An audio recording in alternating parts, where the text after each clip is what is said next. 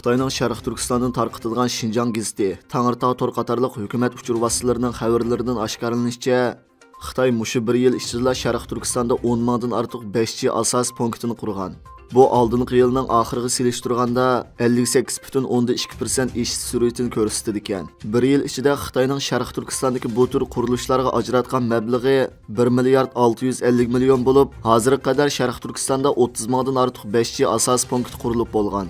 Xitoyning uchur vositalarida aytilishicha, Sharq Turkistonda har 10 ming odamga 12 ga yaqin 5G asos punkt to'g'ri keladigan bo'lib, viloyat darajalik shaharlar, nahiya shahar bozorlari va yizi bozorlar 93,53% 5G tor bilan qoplangan ekan.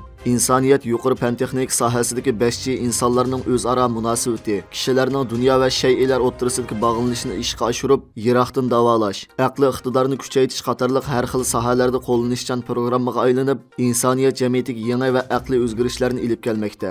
5G texnikalarini demokratik erkin davlatlarda kishilarning turmush sifatini, uchur aloqaning unumini, kasblar taraqqiyotini o'stirish uchun qo'llanayotgan bo'lsa, Xitoy hukumatı uchun insonlarni, bo'libmi Uyg'urlarni kontrol qilish uchun qo'llanayotganligi xalqaroda andish qo'zg'ayotgan tarafidir. Mukammal soqchi davlati nomli kitobi orqali Xitoyning butun Sharq Turkistonni yuqori texnikalik kuzatish uskunalari orqali usti ochiq turmaga aylantirganligini statistikalik ma'lumotlar, ko'p taraflamalik dalillar va o'tkir analizlar orqali yoritib bergan.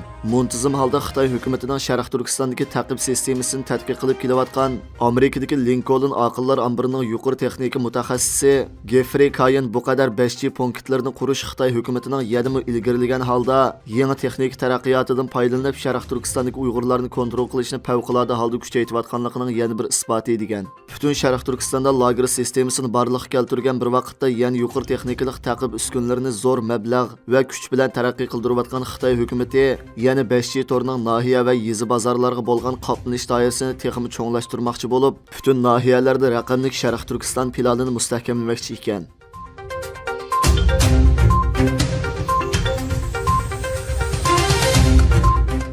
19 oktyabr kuni Angliya tashqi ishlar ministri Xitoy bosh elchisiga namoyishchilarni qasddan urganligini, Angliyaning qabul qilmaydiganligini, Angliya hukumatı yanada ilgarilagan holda tadbir qo'llanishni o'ylashayotganligini bildirgan. Xitoy bayonotchisi Wang Wenbin 19 oktyabr kuni muxbirlarni kutib olish yig'inida Manchesterdagi Xitoy elchixona xodimlarining odam urish voqeasi to'g'risida to'xtalib, bir qism to'polonchi unsurlar mojaro taraf qonunsiz holda elchixonaga bostirib kirdi. Shundaqli Xitoy taraf elchixona xodimlarini urib yaralandirdi. Ularning bexatarlik ig'ir darajada tahdidga uchirdi. Xitoyning chet elda turishli konsulxona xodimlarining bexatarligi va g'ururi tahdidga uchirmaslik kerak. Biz Angliya tarafining o'z mas'uliyatini ado qilib, unumli tadbir qo'llanib, Xitoyning Angliyada turishli xodimlarining bexatarligi kafolat qilishini talab qilamiz degan. Shuningdek keyin Angliya tashqi ishlar ministri kuchli inkos qaytirib, Xitoy diplomatlarining kishilarni urish qilmishini Angliya taraf qabul qilmaydiganligini, Tinch namoyish Angliyadagi hamma odamni bar bo'lgan asosiy huquq ekanligini, Xitoyni cho'qim hurmat qilish kerakligini qayta ta'kidlagan. Diplomatiya ministri Kilverli chorshanba kuni Manchester soqchilari tekshirishni tamomlagandan keyin Angliya hukumatining bu ishga tadbir qo'llanadiganligini bildirgan. Xitoy konsul xodimlarining odam urish voqeasidan keyin Angliya parlamentining bir qancha a'zosi odam urish qatnashganlarning biri bo'lgan Xitoyning Manchesterdagi bosh elchisi Jing Shuanni chegaradan qovlab chiqarishni talab qilgan ekan. Shuning bilan bir vaqtda Xitoyning Manchesterdagi konsulxonasi tayoq yegan Bob Londonda muxbirlarni kutib olish yig'ini o'tkazib, Xitoy kompartiyasining hujumini aybladi va o'zining tayoq yeb yaralanganligini aytib, Angliya hukumatidan ularning mas'uliyatini surishtirishni talab qildi. 16 oktyabr dunyo jamoatchiligi ijtimoiy tor vositalarida tarqalgan qisqa filmlardan Xitoy elchixonasi ichidan chiqqan bir turkum kishilarning eshik oldida namoyish qilayotgan Hongkongliklarni dumbalab urganligini, hatto namoyishchilarni konsulxon darvozasi ichiga so'rab ilib kirib urganligini o'z ko'zi bilan ko'rgan. Xitoy diplomatlarining xalqaro qoida prinsiplarga zid bo'lgan lukchaklik qilmishi dunyoni cho'chitdi. Bugungi Xitoy bayonotchisining ushug'li qilib qilgan yolg'onlari xalqaro sahnada Xitoyning naqadar nomussiz, yolg'onchi va qora yuz ekanligini yana bir qitim isbotlab berdi. Xitoy Kompartiyasining 20-navbatlik mamlakatlik qurultiyi munosabati bilan Xitoyda yuqumni nolga tushirish siyosati sababli fojialik ofatlar yuz bermoqda.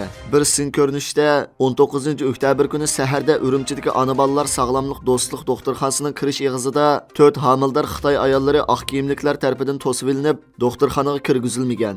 Homildor ayollarning oila a'zolari ansizlik va g'azab bilan 200 soat bo'ldi. Bu 4 homila ayollardan 3-ning bosh suyi kap bo'ldi. Kimning gapi o'tidi?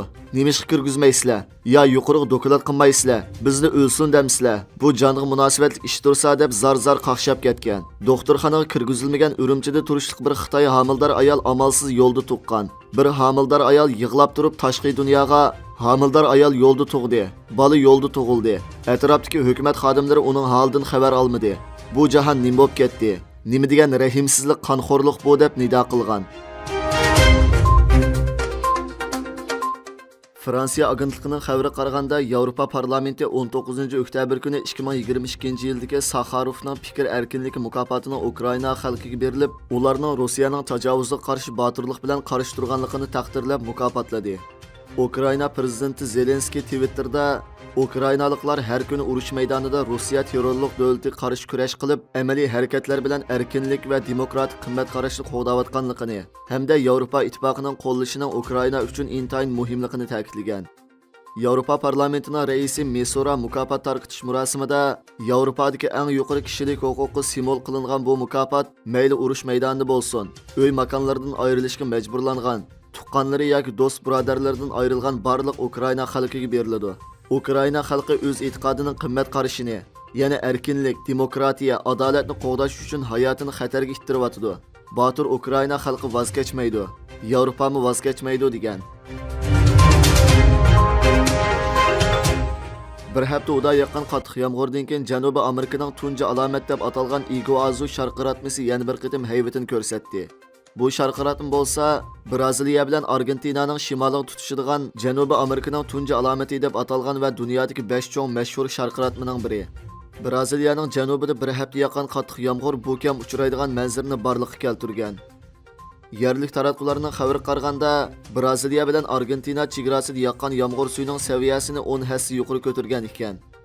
Iguazu sharqiratmasidagi suv yig'imi odatda sekundda 1,5 million litrni xotirlagan. Lekin 13-oktyabr kuni sekundda 16 million litrdan eshib ketgan ekan. Iguazu sharqiratmasi dunyodagi eng keng sharqiratma bo'lib, egizligi 82 metr, kengligi 4000 metr, o'ttirchi tuvanlash nisbati 75 metr ekan. 1986-yili Iguazu sharqiratmasi va uning atrofidagi rayonlar Birlashgan Davlatlar Darslik Tashkiloti tomonidan Dunyo madaniyat meroslari tizimiga kirgizilib, 2011-yildan boshlab dunyodagi 7 yangi tabiiy alomat qatoriga tizilgan.